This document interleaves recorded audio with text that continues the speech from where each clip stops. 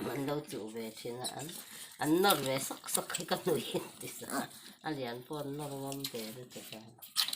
rồi tên là riahpui thì là thật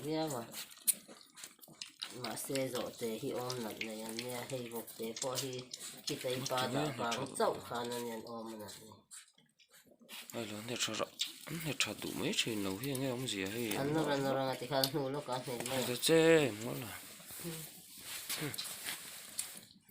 ăn hi về hi cái thuộc hay nè cha về đủ lâu ở đó này cái nó ở rim chia thì nấu tên nè nụ khan nhé nè đủ lâu về nhá chỉ nó lệ anh nhỉ ông nụ hay thì phải về nhá này hiện cái sọc về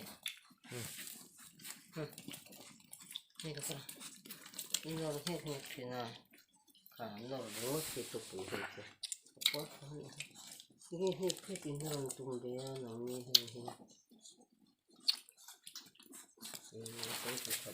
ăn cuốn mau bên này cái gì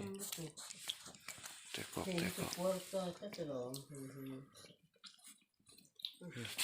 này được chưa à bột xanh nữa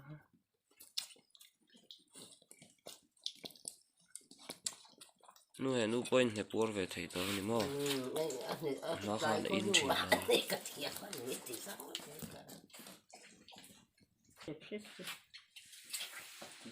rồi rồi cả hết chút thế này hết chút qua khâu đi rồi áo cả là biết đấy